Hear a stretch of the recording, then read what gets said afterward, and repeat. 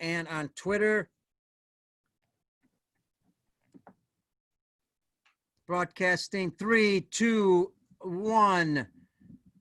Hey, what's up, everybody? Pete Caliendo, Baseball Outside the Box, the show that loves to interview baseball's best coaching minds. I love the challenge status quo. Hope you're all doing well, staying healthy, and getting ready to get on the baseball field. Some of you in the U.S., hopefully everybody around the world, we can get back on the field pretty quick.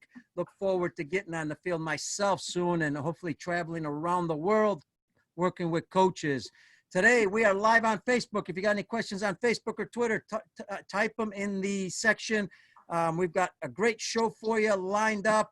And don't forget, do us a favor. All we ask, the shows are all free. Go to YouTube, Peter Caliendo, and subscribe. You'll get all the shows. You'll get all the updates, and it helps get the show out. That's all we ask. And we are thankful to have all the guests in the U.S. and around the world. God bless you all. And let's introduce our guest today. They're a good friend of mine who I actually had the pleasure of signing when I was coach and director of baseball operations with the Schaumburg Flyers in the Northern League, independent professional baseball. Eddie Lara. Eddie came from the Dominican Republic, was signed in the Dominican state 93, 92 in that time period with the Oakland A's, and he stayed in the Dominican Summer League there, then came into the U.S. at the age of 17. Think about that. Now, let me tell you something about Eddie. Eddie should have been in the big leagues. He was close. He played 7 years pro ball. Then he went 7 years independent baseball. He is mentioned in this very good book about Dominican baseball. Grew up with Miguel Tejada, was touted as a better player than Tejada. But we're going to talk about that. We're going to talk about the benefits of, what he growing up in the Dominican Republic and how that helped him become a better player. And then we're also going to get into possibly some of the things that he felt that maybe he didn't do that didn't get him to the big league. So this is going to be a great learning experience for all players, coaches, and parents. Going to love it. Let me welcome my good friend right now, Eddie Lara. What's up, buddy? Hey, how you doing, P? Glad to see you, my friend. Hey, I love the Dominican Republic hat. Yes, that's my baseball team hat. I got travel ball and my name, and the name is Detroit Revolution. If you turn around, it would say DR. Sweet. Love it. Love it. And matter of fact, the Dominican Republic team won the World Baseball Classic. That was a thrill. Oh, man, I was upset. I was not happy about it. But you know what? That's baseball. That's why baseball's so good, man. And anybody can win a game. Absolutely. Love it. Hey, listen, thanks for joining us today. It's been a while now. We've kept in touch, through text and email and all that. And, you've been in the U.S. now quite a bit. I want to go back. Let's just get it rolling, and we'll take some questions on Facebook and Twitter. Dominican Republic baseball, I've been there a lot, and I love the passion the players have there. I love the country. I love the people. And obviously one of the best countries when it comes to baseball. Now, it has its positives and it has its negatives, just like anywhere in the world. Yeah. But I want to go back. Let's talk about when growing up in the Dominican Republic and playing baseball since you were a little kid, what that was like. And then we'll get into some questions, but let's begin with that. Well, let me tell you something about Dominican. And Dominican, when I'm growing up, it was tough for me. It was a lot of challenges, I started playing ball, I was like 6 years old, around 7. It was hard for me because you have to get up early, 7 years old, you have to get up early in the morning, and do you do your stuff around the house, you have to clean when mama go to work, she always say that you have to make sure you got to clean the house, all the stuff. So how do you prepare? I mean, we start so young think about like our minds, kind of like, you're not 8, you're like 15 years old. You have to, grow up so fast. So I remember go to my little, couple of my friends in the neighborhood, we go to the little league right there close to my house. And man, we go there and play pretty much all day until we go to school. It was fun, I got few big league. It was playing there with me in the little league. I gotta say your name later on. But we don't. When you go play, man, you don't have no glove. You have no shoe. just grab a baseball, man. Just any baseball. You got a stick. I know you heard about so many times those Dominican baseball players. We don't have no baseball bat. You find some stick and you fix it and you make a couple bases with cardboard and you play ball. You play ball, man, all day, pretty much. You know, Eddie, one of the challenges, what's fun, like I take teams around the world, and one of the places we go is we go play in Dominican Republic. And the reason we do it is because exactly what you're saying. You know, here in the U.S., we're always worried about the field, the bases, the line, you know, how everything is perfect. Everything has to be perfect. Right, well, everything's not perfect in Dominican Republic. And like you just said, you grow up faster because, you know, I remember as a kid, even me, when I was 15, I played with 20-year-olds. You know, when I've seen Dominican kids, 12 years old, playing with 15, 16-year-old kids, you know, grab a bat, just play. It's no age by home. I remember my brother like 7, 8 years older than me. And they said, listen, we got to play right now. We're going to play into that neighborhood. I want you to be ready. And I'm like 11 years old, and they're like 20. The 20, I'm like, I remember they telling me, listen, you better not mess it up, though. You got it. You don't know, you know, it was a lot of, you know, it was, you know, little. It's a lot of pressure. And, a lot of pressure, yeah. But again, you know, when you grow up under that pressure at a young age and you've got to, you know, work hard, you got to get better, you got to play just like everybody else that's older, you know, that makes you better when you get older. Of course, definitely. I mean, you talk about kid, 18 years old. I'm 11 years old, throwing to me. He not slowing down. He's throwing hard. You know, he want to get me out. And guess what? I got to figure out how I can hit that kid. How, you know, I can make contact with that kid and not screw it up because, you know, baseball's so passionate about home. You know, it's like we love the game so much that we don't, you know, I remember my mom coming to see me play when I was little.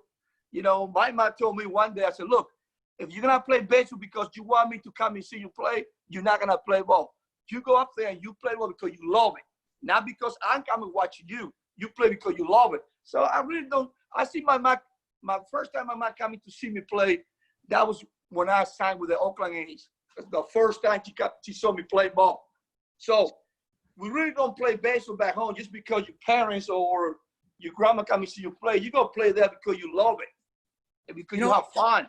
Yeah, and, you know, it's interesting because I'm thinking, you know, think about the baseballs you had, you know, the bats that you had, the fields. I mean, the fields probably weren't the best fields. Didn't all that make you a better player? Of course, Pete. Listen, we play with the whole field full of glasses, you know, breaking glasses. We got horses behind the outfield. I had a horse come through the game one day when we were down there. Yes. They're eating grass. The little grass that we had, they eat them up there. You know what I mean? So we go through those challenges. But you know what? But we love it because that makes you feel like you appreciate it when you come into the U.S. It's like when you come into those fields in the U.S., it's like you feel like you're in heaven. Hey, a little shout out to Dustin Pease, my buddy. Here it is right here. Check the shirt out. Dustin, we're going to get to your question. Also to my Russian friends, the Ruskars. This is a Russian team. Thank you for the hat. Love going there. Great players there also. Hey, Eddie, you know, as far as your coaches back then when you were young kids, how much coaching was really going on, or did you learn a lot of it just by doing it yourself? You know, Pete, let me tell you, there's something about back home. We got really, really nice coaches. Tough, though, tough. In the old day when you were a kid? In the old day, yes. I mean, you're talking about before you grab a bat, you have to run for at least half an hour. Running. Wow. You can't just go over there like, you know, in the U.S. over here, you know, you see a kid coming to the field and just grab a bat, play catch. You're not allowed to do that at home. You have to sweat first. You have to be sweating. I mean, you have to do your thing, warming up, running and doing all the stuff. But basically, when I learned about baseball, behind it with you, it was my brother. My brother's the one teaching me how to play baseball. My brother, my two other brothers. Yes, What are some of the things that kind of your brothers, you know, instilled in you that helped you later on? Well, I remember my brother, my middle brother, my second brother from the top, I remember he told me one day, I remember he was a good ball player. Talk about good ball player, man. He can pitch, he can play infield too, he can hit. I started watching him play when I was little, and I see him, the way he play, he take everything so serious, like, and like, man, my brother really, you know, taking nothing for granted. I remember one day he told me about, oh, listen, and now can I play ball? I want you to play ball. I'm gonna go work. But I want to give you the chance that you go play baseball, because he sees something in me that I don't know I have it with me, because, you know, I would compete with little kid and I was just hanging with those big older kids. He said, look, I'm gonna just go play. I'm gonna go work. I'm gonna give you my opportunity so you can be successful and go play the game that you love. But let me tell you something right now. I'm doing that for you, but I don't want you to take it for granted. I want you to take it serious. You know, I want you to work harder than anybody. So that stayed with me until this day, you know. You know, Really, I want to let everybody know it's joining us on Facebook and Twitter. You know, this book here is awesome. Eddie's in this book. And if you didn't know, Eddie was actually touted in this book by scouts as a better player, a selection to be better than Miguel Tejada. He grew up with Miguel Tejada. So just to give you an idea of the talent that Eddie had. But Eddie, also, you weren't very tall either, weren't very big. So you had to work even harder. What are some of the things you did when you were young, 10 years old, 11, 12, on your own? What'd you do to get better? Well, see, that's the thing about myself. Man, I remember when I was around 12 years old, I used to just go to work out with all the kids. Those kids those kids have been getting ready to go to the Pro Bowl, you know. I used to go to the mountain. You know, people, we go in the hill, big hill. We go over there at 12 o'clock in the afternoon. I mean, I used to be there and working with those guys, you know, I just do a lot of workout and that motivated me to say, man, one day I want to be like those guys. You know, I want to get to the pro, because that's our main thing in Dominican. You know, you want to play professional baseball so you can help your family, and you got a lot of stuff in your shoulder. You know, when you don't make it, you feel like you let a lot of people down. But you know, it was tough. It was tough to get to the level of professional baseball. You know, you got to do a lot of sacrifice. You have to work out twice a week. I mean, you talk about going in the morning to work out from 7 o'clock, 7:30 to 12, go home, take a shower, and get ready to go to school. After you get out of school, you go back home, take your clothes off from school, and get your baseball stops on, and go practice again. I mean, you talk about it's 24/7 back home, man. You know, it's wow. Now a lot of young kids in the Dominican Republic, if I remember correctly, don't go to school. A lot of them just go baseball. Is it pretty much all of them go to school, or certain kids? Well, let me tell you what. See, in Dominican, you can go to school in the morning, afternoon, and nighttime. Ah. So see, a lot of people don't know that. We still go to school, you know. Right. You know, if you practice in the morning, you go afternoon. If you practice afternoon, you go in the morning, you know, or you go at nighttime, whatever speak, and you know, but you go to school back home. Yeah, you do. How did you get to practice? Pete, walking. My friend, we walk. You talk about miles, not just, you know, and back and forth. So all that walking, I mean, you know, the love, the passion, you know, the constant, you know, wanting to play, the pressure on you. I mean, these are all great things that eventually, you know, made you who you are now. I know, and for everybody that knows, Eddie also is a motivational speaker. He goes to the schools and talks to kids about, you know, how to get better, how to not to give up. And we're going to get into that later, but I want to stick a little bit still with your childhood a little bit. When it came to games, how were the games structured? Was it just games, you know, with yourselves? Were they organized? Well, you pretty much you can do both. Pretty much when you're little, sometimes you don't have the money to enjoy those clubs, literally. So what you do, you find a couple kids, we just play in the street, get a sticker, you know what I mean? We just go play on. So you can play, you can play Little League. You can play Little League back home. See, Little League is a little funny because back home, it's no age. They might change it now. But when I was growing up, you can tell this guy can now be 10 years old. He got to be older, but if you're good enough, if you can catch the ball and you can handle with those guys, you're gonna go play. You can go play with kids at 15, you 11 years old. So it's pretty much there's no age back home. You have to be. Eddie, when I was there several times, I've run into a lot of talent. I mean, talent everywhere. And this was just in Santiago. We're not even talking about the other areas. So when I was there, you'd see players, I mean, talented at 17 years old, catchers, infielders, pitchers that were not signed. And by then, nobody was going to sign them anymore. That I could bring them to the States. They could play for a lot of colleges here in the States. But they wouldn't sign them because after a certain age, there's no value to that player. And for the what they, I guess their agents or their people that handle them in the Dominican, there's no value anymore. Well, when I was growing up, it was different.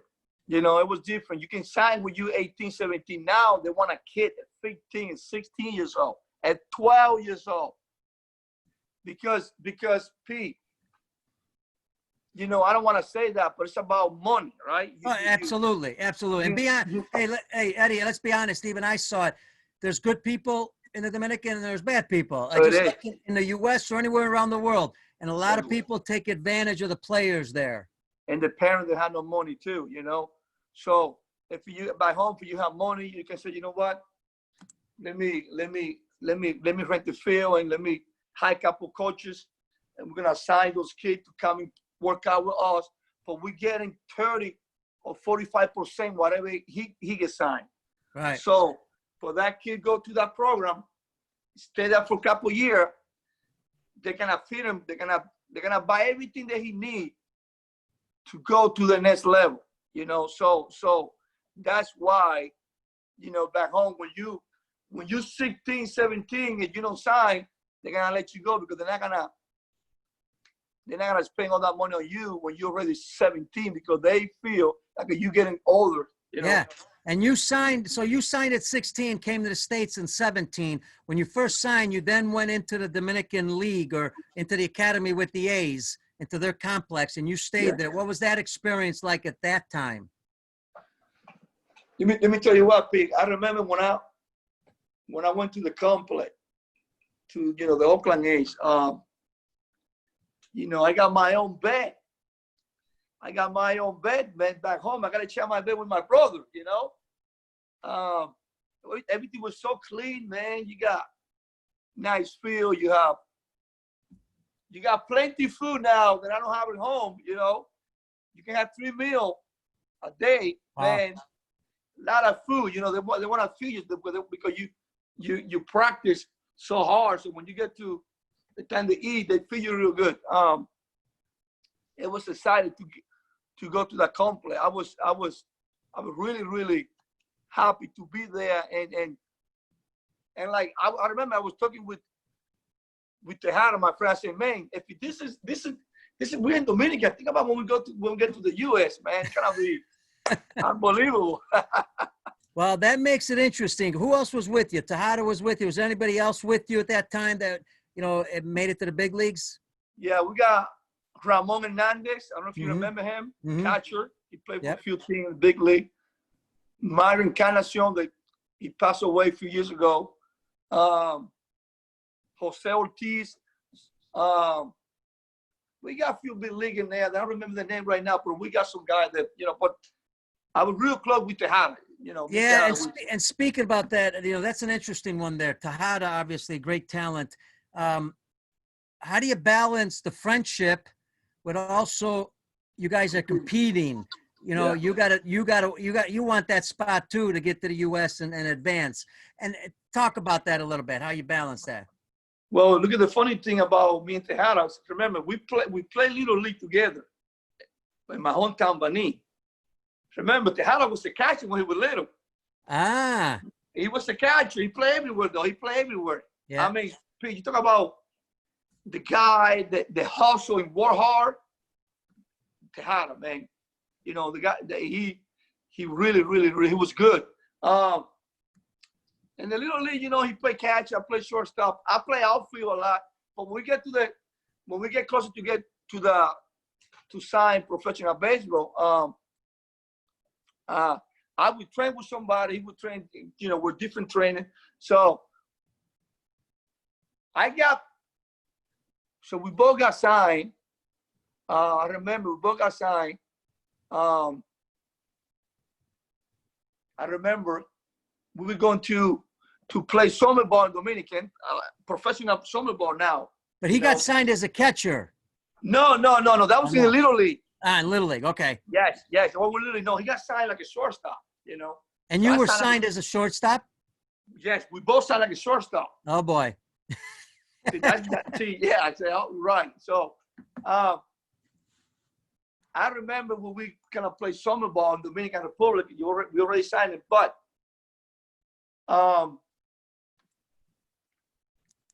for some reason, I was playing shortstop, and then moving into third base. Oh, yeah. Well, and that's my point. What the book talks about too is that they looked at you as a better shortstop than Tejada. What do you think skill wise was better? Well, Tejada got more power. Definitely got more power. You know, he got more power. I was more about line drive, gap to gap. You know, steal bases. You know, put the one in play. You know, I got some pop in my bat too. Oh yeah. You know that people. Not I like saw Tejada. that. Yeah.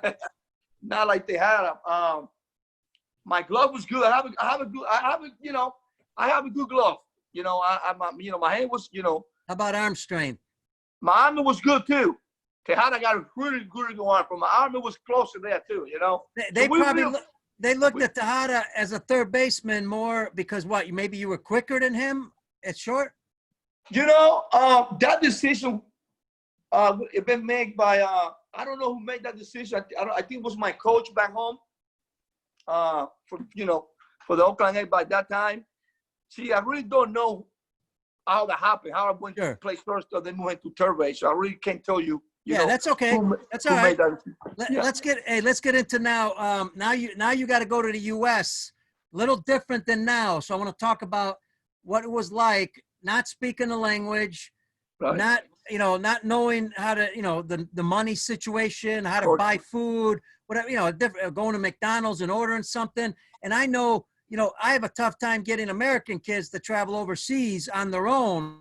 Here's a Dominican young kid going to a big country he's never been to before. What was that experience like? Well, I remember when we get to the airport in Dominican and we all together, bunch of 17-year-old kids, we don't know what's going to happen when we get here. We're excited to be here though, because we heard so much about the U.S., But I remember we flew from Dominican to Miami, Florida to Dallas to Arizona. Get to Miami. Remember, first time flying too. So, yeah, first time fly, get up, first time you away for your parent, for your mom, your family. We were excited, get to the airport, heading back home. But the sooner we're getting closer to Arizona, start hit you like, man, we're really here right now, So it was emotional, get to Arizona. Remember, you get to the airport to Arizona, First thing you see that huge airport, and what we gotta do now? Some guy was waiting in the minivan, so all Dominican go to the minivan. We go to the hotel. I remember that time, and they said, go to the lobby. For you name whatever. And how can tell the guy from the lobby? I don't even speak. You know, it was kind of little. But I remember it was one guy. It was with us. They picked him a little bit, so he went there. I would check out the room, get to the room. Now, Pete, remember, we left Dominican around 4:30 in the morning. And we got to Arizona. Remember, the time change, 3-hour change. So we got there in Arizona because we got a couple hour delay. We got Arizona at nighttime. So we've not been eating for, you know, for how long, all right? So you get to the room, and now what are you gonna eat? I mean, you can't pick up the phone and say, you know what, let me call Domino, let me call. What are you gonna do now? And we've not been eating the whole day. And I remember, we're like, oh man, what are we gonna do now? We're so hungry.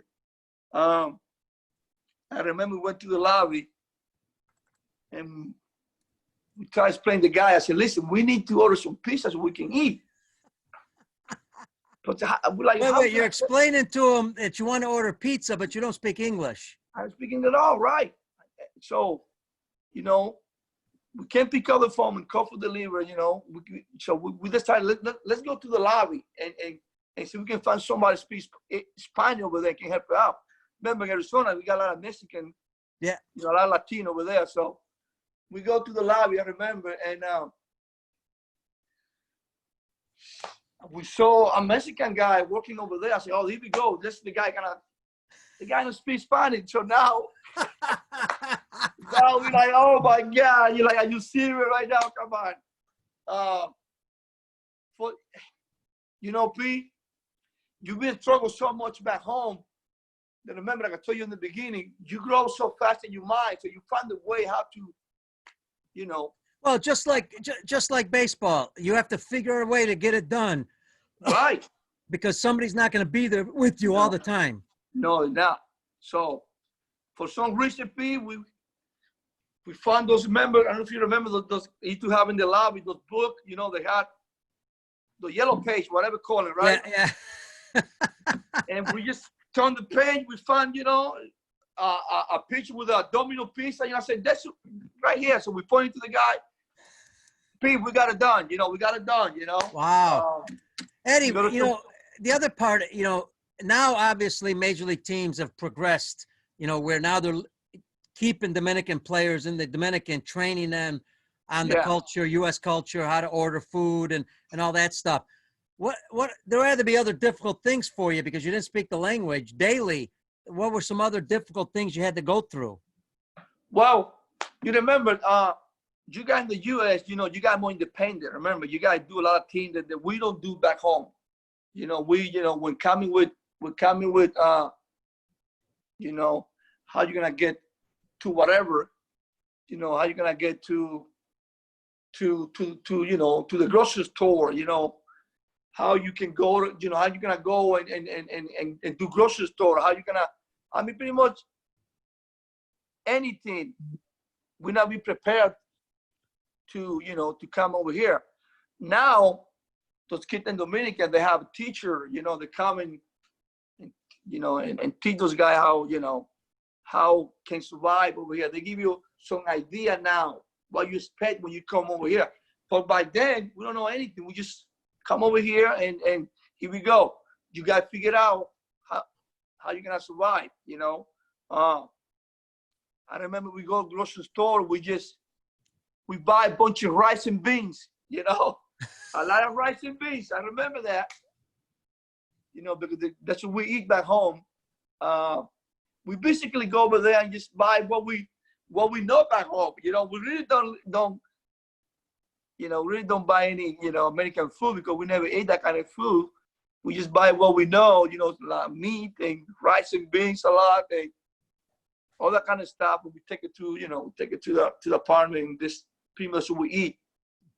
Eddie, Dustin here asked earlier on Facebook, he was talking about, he wanted to know in the Dominican Republic if you have access to facilities, high-level coaching, high-level facilities.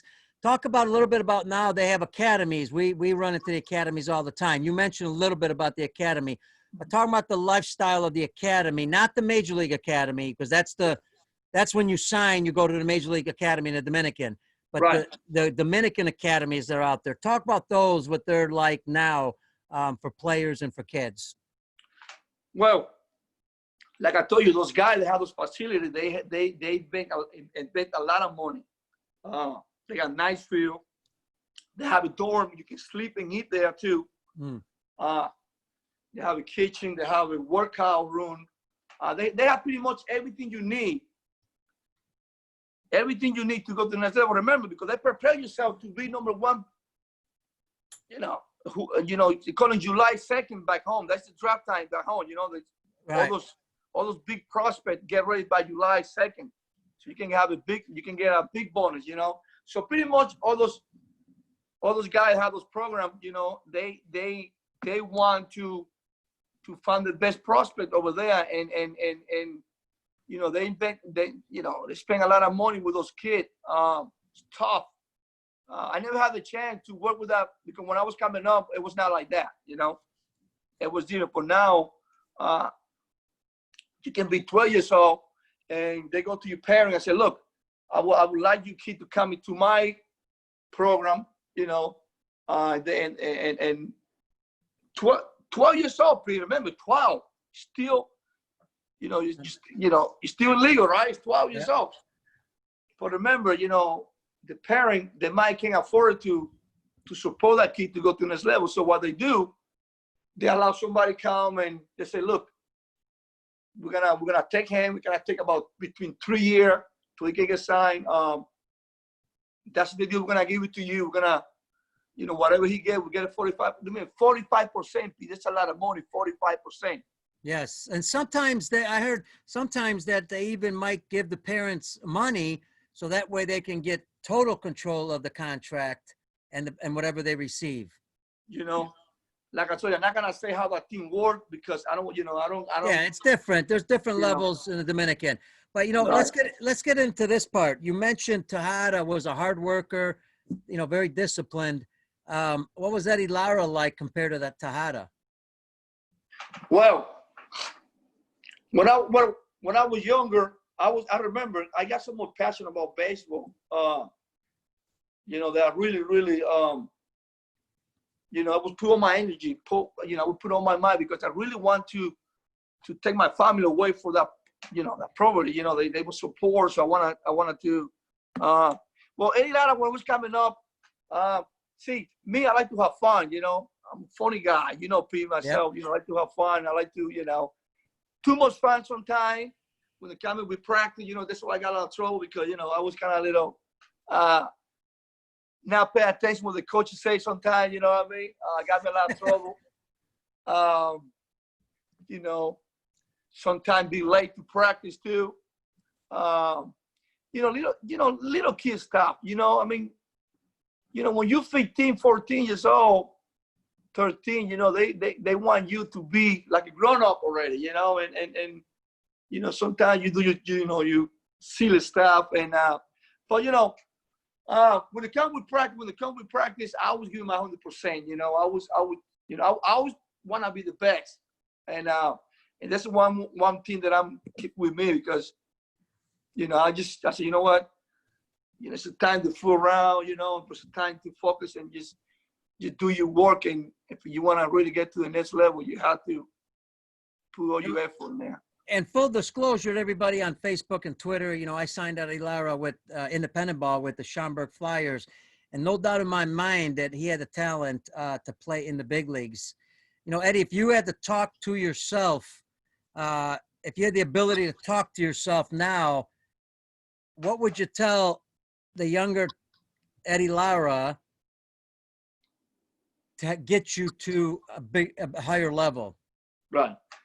Well, number one thing that I tell every kid, believe yourself. Gotta believe yourself. You have to believe yourself. You're gonna have some people gonna tell you, you know what, you're not gonna make it. You're too short. You're too skinny. You're too whatever you call it.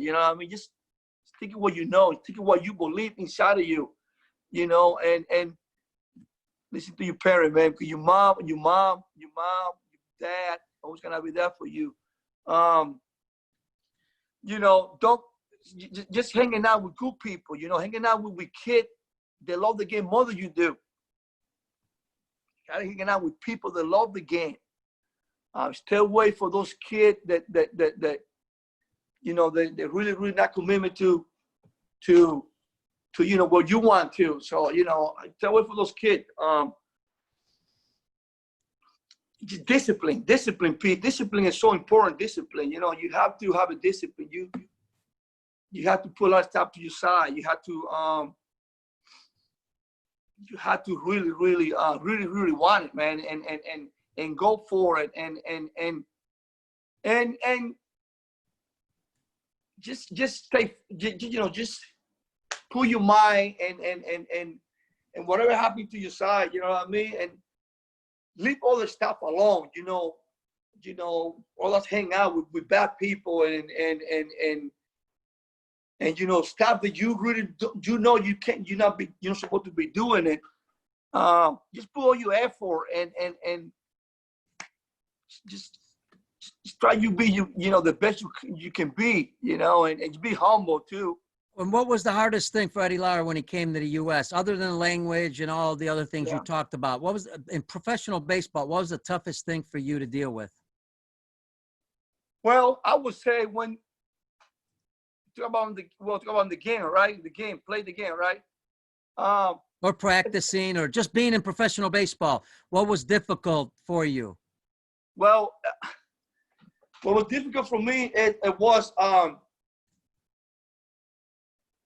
you know, get up in the morning. Remember, in Arizona, you got to get up like 4 o'clock in the morning, Arizona, because you know the sun was coming up so early. It was hard for me to be, you know, to be up by 4 in the morning every day, you know. You know, go to the field and you know, and you know, and you know, I know you said, well, the language is very important, because when you go to the field, you got a coach, they're not speaking Spanish. You have to figure out, you know, you know, all the stuff that we're saying, you know. But I think the hard part being in the U.S. for me, my challenge was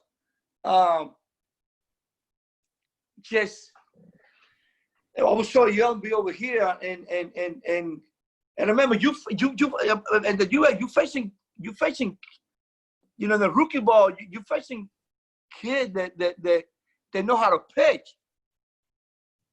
See, people back home, everybody throw fastball, right? We all pretty much fastball guys, all right? Mm-hmm. Up here, you got remember, you can be 21, you still can get drafted back here, right? Right. So they got all speed pitches and they're mixing it up. In the Dominican, it's all fastball. The other thing is you guys didn't bunt a lot in the Dominican either, and now you had to start practicing some bunting too.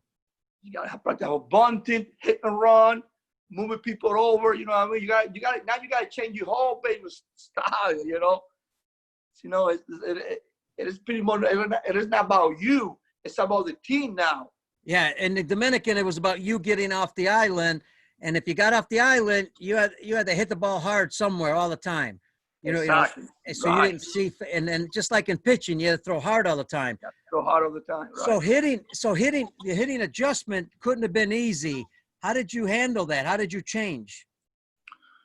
Well, I think when you know, see when you change when you know when you see that you're having trouble, you know, when you're having trouble about, you know, you got you know, situation, you know what I mean? You got a bunt to move it over, and you might say, well, if you bunting, you know, you give yourself a that, you know, you can hit a double, you can hit a base hit, but little you realize that you bunting because you want to move it over for the next guy. See, and you guys here is for the next guy to do it. Everybody have a job in the lineup, all right? Yeah. Basically, but you see everybody got a job in the lineup to do it, right? Lead off, get on base. And you weren't used to that because it was all about you being better, not about, all of a sudden you have to make an out to help your other player. Right, you sacrifice yourself, something you don't see back home, because first when you're at home, you say, listen, you got to hit the ball. If you want to go to the U.S., you better hit the ball. You got to, you know, you got to get 2 or 3 hits for game, you know. You obviously got to be, because there's so much, they demanding so much American player to come over here. It's not easy to come over here. You got to compete with the best back home. And by time when I came, only 4 or 5 guys, maybe 5 guys came to the U.S. to play ball. Now you got a bunch of kick them over here, you know, and it was not easy to be in the U.S. and play ball here. Yeah, that couldn't have been. How about how did you deal with the failure? Because you're going to fail in baseball. Now, you dealt with it in the Dominican one way. Now you're failing at times, you know, here in the U.S. How did you deal mentally? How did you deal with the failure aspect of the game? Well, when you feel like you fail, or like you're failing, you know what I mean? Remember, you know, it's hard for you because, you know, I was that kind of guy that always been, you know, not failing before as a game comes. You know, I was a good player, you know what I mean? So I remember one year in 1996, I was playing Grand Rapids, Michigan White Cup. I don't know if you guys remember that. Yeah. I was there, and I think that was my first struggle in baseball. Start right there. It was so cold. I remember it was like 30 degrees, man. It was so cold, and I don't have a good year there because I just can't feel my hand. The cold weather got me, and you know, like you say, we're not a cold weather got people. You know what I mean? But that was not as good. But I was struggling because for some reason I would just can't hit the ball, and I have a really bad year. I got injury. It's my first injury that happened in baseball too that year. So being my way back home, I feel like a failure. I feel like I failed my family, myself. It was tough for me the whole year.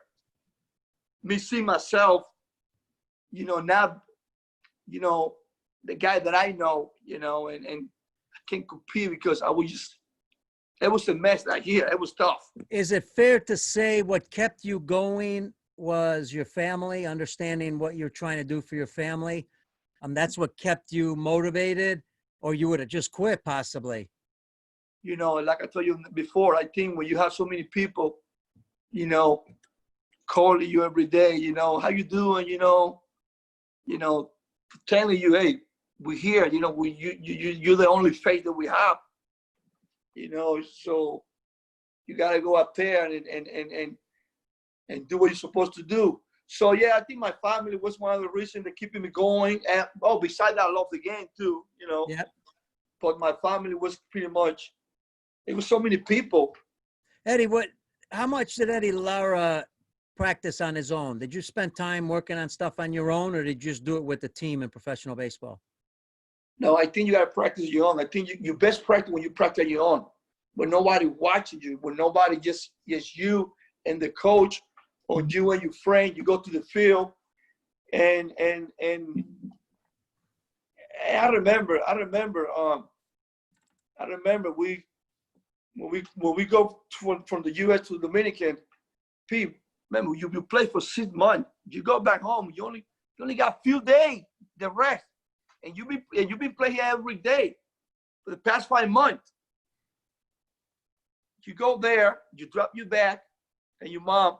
You only got a couple days. By the 3rd day, you go back to the field. Yeah.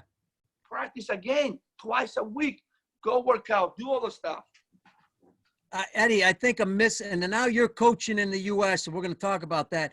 But I think a misconception is that kids need to play more games. When, if you look at the Dominican Republic, you look at Cuba, they play a lot of games because the weather's good all year round.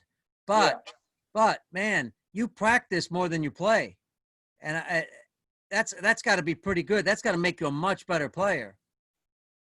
I don't think you'll never be successful in the game if you don't practice like it's the game. What I mean is, though, you got to put your mind when you're in practice. You know, you visualize yourself. You know what I mean? When you in the you know, taking batting practice. Remember, a lot of kids go batting practice just to hit the ball the harder they can. You know, this is one of the things I tell those young players. When you go to the cage, when you go to hitting the tee, when you do batting practice, you do softball, visualizing you in your head. You got men in first.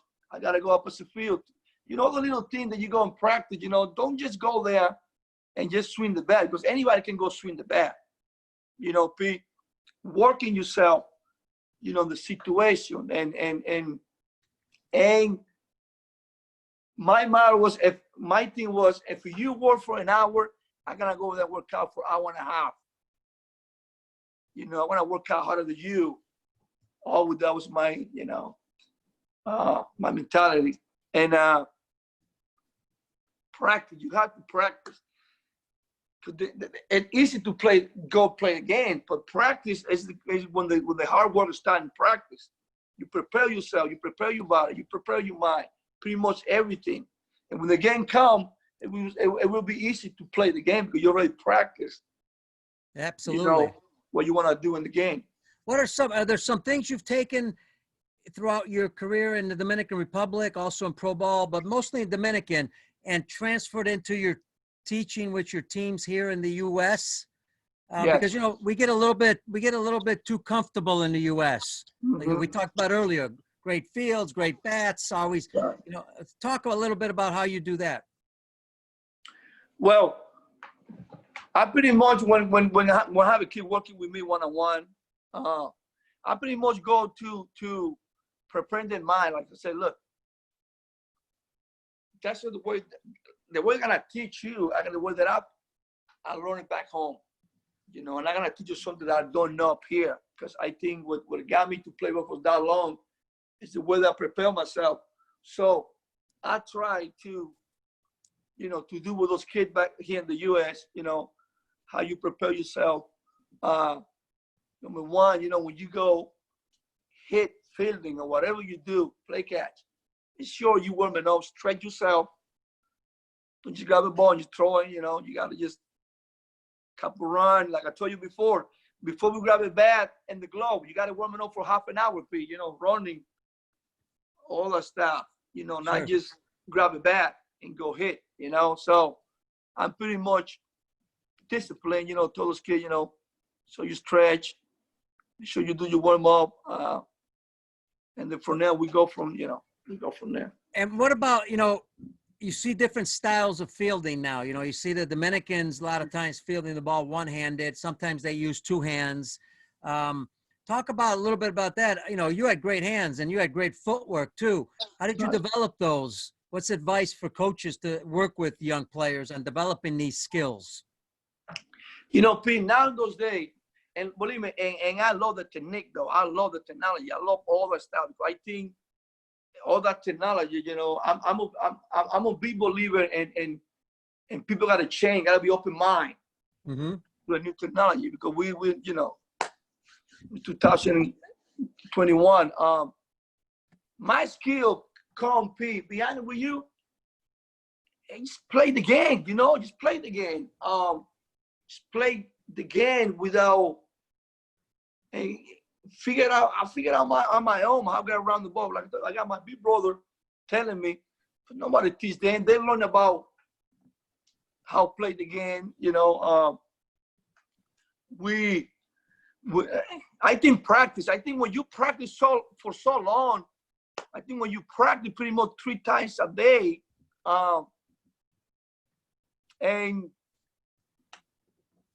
and be out there with all the kids, and you see those kids how to do those things. And I'll be honest, when I got to pro ball, I learned a lot in pro ball, but I pretty much, it was, I don't know what you do with the ground ball and all that kind of stuff, because I learned back home at the early age how to just go there and play and practice. And if I tell you right now, Pete, somebody teach me about getting angle to the ball, no.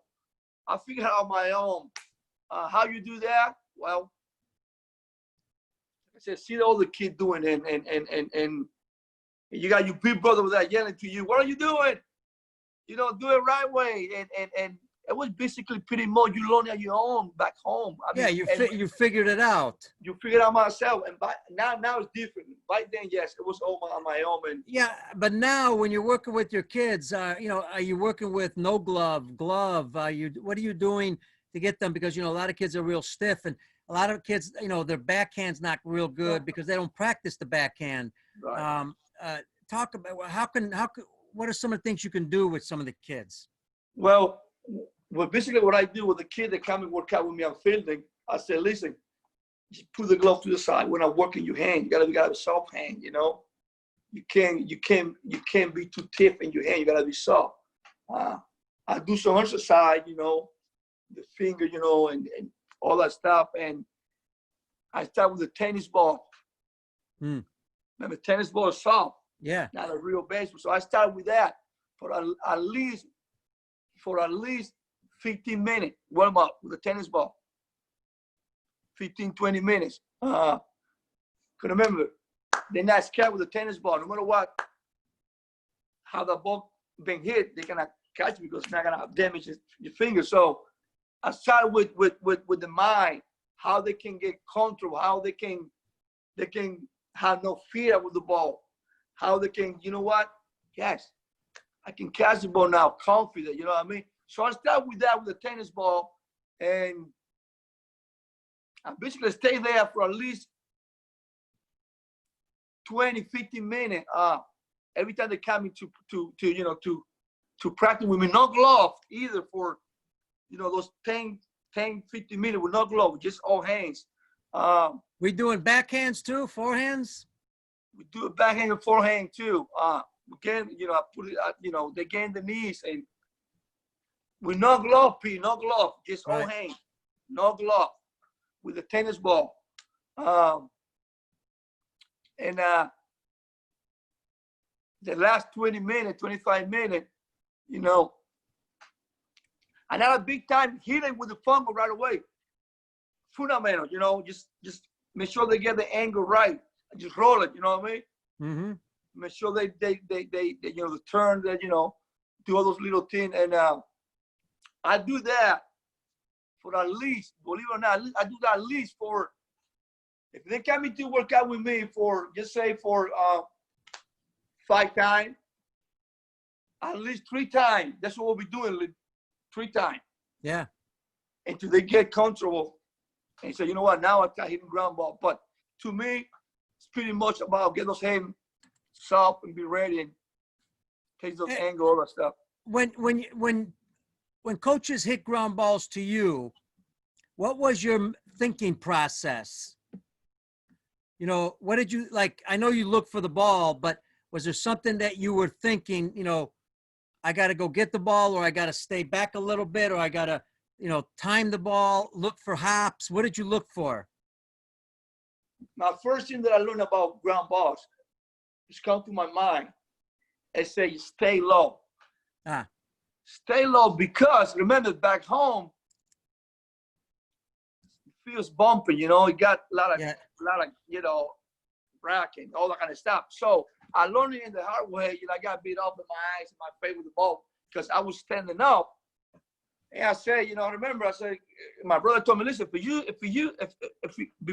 you see that ball coming to you and you stay low, remember, it's easy to cut the back high when you're low, because you can read it easy, you know, from the downside. Now, for you stand up and you coming down and you try to get up again, it's gonna be too late. So I really, my first thing is just stay the lower I can down, and from there, you know, I mean, I can read the ball better.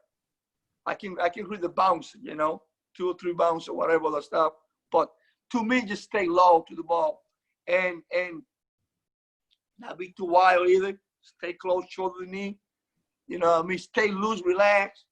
You want, remember, you gotta go side to side and come forward. So the main thing is just stay loose and just stay low. Cool. Love it. Love it. Hey, we're coming close to the end. I want to get to some of the players you knew and maybe some advice they gave you, whether it be Tejada, Big Papi, whoever it may be, some advice they gave you when you met them that, you know, possibly made you better, or just in general helped you become a better person. Well, I remember when I played with Big Papi. We played in Arizona, and we played in '96 here in Michigan. I remember. You remember when you come to the U.S., you have the whole family. Remember, you know, you're familiar about that, right? family coming, they take you to to their house, and now you're becoming part of that family, and what we do as a Latino player, when somebody comes to play against us in our hometown, we take them to our house to cook and do stuff like that. And they do the same thing with us. There's something we've always been doing. I think those guys still doing it. I remember Papi came one time. We brought it to my house, and we were talking about, it was about 5 or 6 guys there, and I remember he was saying about, man, I remember something was saying, look, we had to be our best, because remember, we got a lot of people behind us, man, and we can't disappoint those people behind you. We have to work hard and try to get the big league as fast as we can, so we can help our family to buy a house, or you see mama struggle. So yeah, Big Papi was, I remember that. He might not remember, but I remember that day, 1996. He was playing with, he got signed by Seattle. You know that, right? Mm-hmm. Yep. So he got signed by Seattle. So yeah, I remember. That was kind of a little, stick with me a little bit. Awesome. Hey, let's end it with this. Eddie Lara has been through a lot, obviously, from the Dominican to the U.S. Things have changed in the game now a little bit. Like you said, there's technology, there's other things to add. Eddie Lara is working with young kids for a long time now. He's a motivational speaker that goes to the schools and helps kids. But your ultimate goal is you want to get back into professional baseball. You want to get back into coaching professional baseball. Now, I know Eddie Lara for a long time, and I believe that you can be a great asset for any major league team. I know why, but what I want you to do is I want you to tell the major league teams, or anybody that's listening from major league clubs, why the major league team should hire Eddie Lara as a coach, and what you can do to help young. And we lost a little bit of video, but we're back. What you can do to help that organization. I put you on the spot here. You didn't know I was going to do that. That's all right. Pete, yes, okay. I mean, Pete, I believe I can bring a lot to those clubs. I think not even go too much period playing ball, or my career, because I got pretty good career in the minor league. You know what I mean? Fielding and hitting. I think I've been through for so much I can help Latino player and American player, because I don't concentrate on Latino player, because right now I've been coaching college too, my community college. I did that for a couple of years, and I think I might gonna go work with those guys in the fall this year. I think what I bring to the table to the major league club, I think everything that I learned,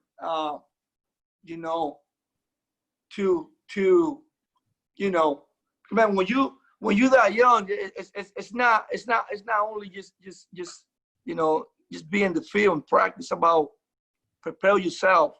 And P, I tell you what, something right now, I work harder than anybody. I think I'm pretty much I can bring a lot of my knowledge to the game, you know what I mean, and combine to a new knowledge now. I think I can help any club, hitting or fielding, Absolutely. So yeah, I agree with you. But go ahead, keep going. Yeah, and something that when it come with in the field, all the technique about hitting, fielding, and do that kind of stuff. I pretty much have an idea about how I can take a kid or player to that level to be,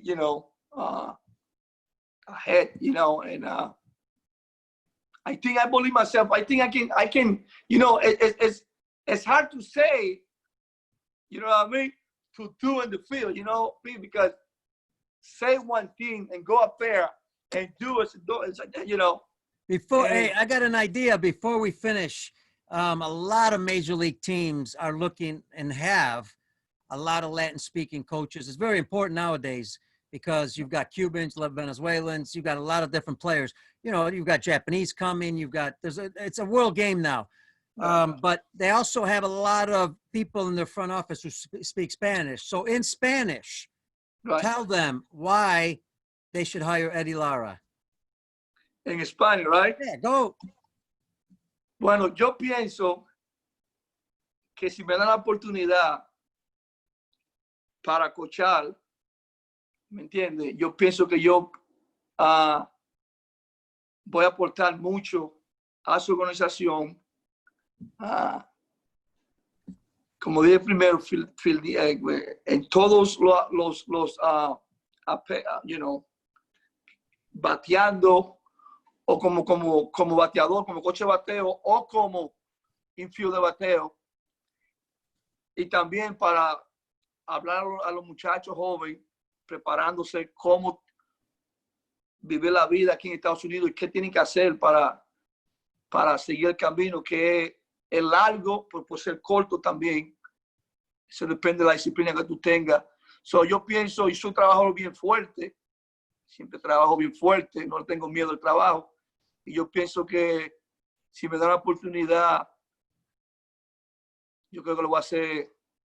Cualquier equipo que me da la oportunidad va a tener un coach que le va a dar 100% todo el tiempo. All right, perfect. Eddie, last thing I got to ask you, why do you think Eddie Lara did not make it to the big leagues? Well, it's a lot of it's coming with so many things. I think start with one thing that I'm gonna tell you, be honest with you. I think the opportunity. I don't think so. I had the opportunity that Tejada or somebody had the opportunity. You know what I mean? I think I'm not gonna say it was not fair because I think I don't believe in that. I think believe in your work ethic, all that stuff. But I'm learning now. One thing is listen to your coaches. You know what I mean? Listen to your coaches. And something that I was struggling listening to my coaches because I was kind of like, I don't say just, you know, discipline a little bit. When I talk about discipline, it's like, you know, you have to follow the rule. You know, you have to being young, man, being young. It's so many things that I can say right now. But I got injury too. I got a few injury feet. I think I got injury. My shoulder, finger, couple injury. But you know, if you check my number, like I said, I don't know. I don't believe in luck. It was maybe. It's not meant to be for me, I guess. Sure. I mean, I'm a God believer, so it might be not meant to be for me. Should I be working a little harder? Yes, harder. I think when you come into the U.S., like you said, you get a little comfortable. Mm-hmm. You know, I think I got a little bit comfortable in the U.S. and not working hard enough that I was back home. You know. Great advice. So I think I got a little bit. I'm there. I think I lost my I don't know how to explain, like you know, your routine back home, you know, passionate, you know, hungry to be. I think when I get to, I think 3 or 4 years, I got too comfortable in the US, and I think that one got me a little bit. And you know, you bring up a great point, Eddie, because you know, as you know, when you came with us with the Flyers, a lot of talent. I saw it, but I also saw a little bit of that what you're talking about. And that was in my mind. So I think Yeah. you hit on a button, and there's nothing wrong.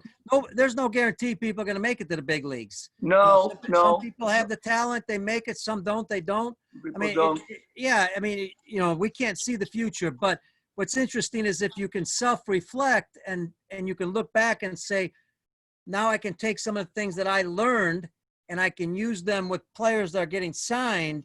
Correct. Because now you can talk to these players about what happens when you get to the U.S. Right. And remember, people, before we ended the conversation, I got a bunch of players that have been playing college now that I put to college through my training. You know what I mean?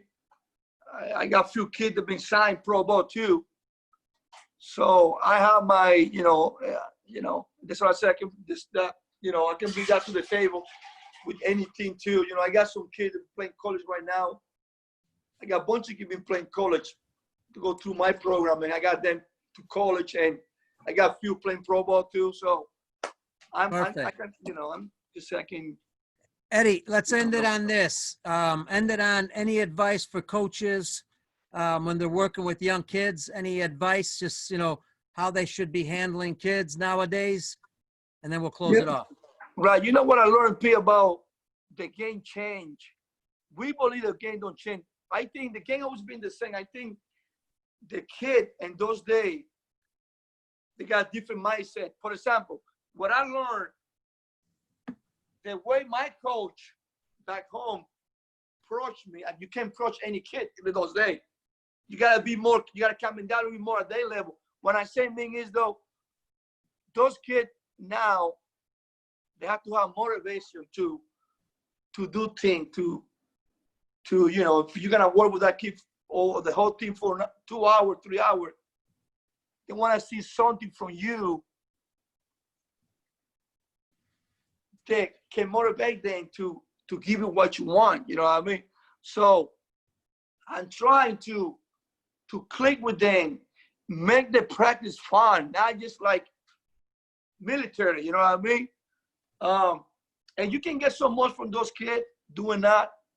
You know what I mean? And believe me one thing though, if they practice with you, it's because they love the game and they choose to be with you and they trust you. So don't try to demanding too much, that they have fun. Make the practice fun, and I think they're gonna have so much respect for you. And number one thing, I the coach, I told my coaches, my club, I don't feel like they had to be there, because remember, they don't have to be there if they don't want to. They're there because they wanna learn from you. And you know what? Try to be friends with those kids, try to, they just like, happy to see you. Pete, that's number one thing. I think happy to see you, because when somebody happy to see you, that means they trust you, they believe you, and because they see what you're doing for them. And I think pretty much I want my kid, my player, when they see me, they're happy to see me. They say, man, I can't wait to see Eddie Lara to work out, and sometimes work for 2 hours and they don't even know it. And we got to do workouts. So make practice fun and get those kids and make sure they have fun. Absolutely. Can't end it on a better note than that, folks. Yeah. Eddie, I can't agree more. And one thing I love about, and I said it many times, about Latin players from all over Latin America and coaches and people, they know how to have fun and they know how to practice hard also. Oh, and yeah. it makes it a lot more interesting. So, man, thanks for being on the show, my friend. Oh, hey, my pleasure, Pete. Thank you for having me, man. Nice to see you, my friend. All right, hang on for a second. That is Eddie Lara, Oakland A's. What a great story from when he was young, when in the Dominican Republic, coming all the way to the U.S. to play professional baseball. I think a lot of coaches, players, and parents can learn a lot from this show. Fantastic. And for all your major league clubs, give Eddie a chance, because, I know it's not easy on tape, speaking English, Yes. and not knowing that he was going to do that. Give him a chance on the interview, because I think he did a great job. and you'll see that he has a lot of value to bring to a major league team. He can be valuable with the Latin players, but yet he can also be valuable with the American players. So give him a shot. We'll have it on the show notes. The show will be on YouTube today sometime. All the information will be there. We'll also email it out. Folks, I want to thank Eddie Lara with the Oakland A's. I want to thank Brian Crocker, producer with the Lineup Media Group. And special thanks to everybody in the U.S. and around the world for joining us on Facebook, Twitter, and Zoom. Remember, all we ask, it's all free. There's about 80+ shows on YouTube. We got one every day coming at you from different levels. We interview baseball's best coaching minds who love to challenge the status quo. Go to Facebook, go to Peter Caliendo, just subscribe. It's a big red button, man. Hit that red button, subscribe. Helps us get the show out. I want to thank everybody. Stay safe, and we'll see you on the next show. Bye-bye, everybody.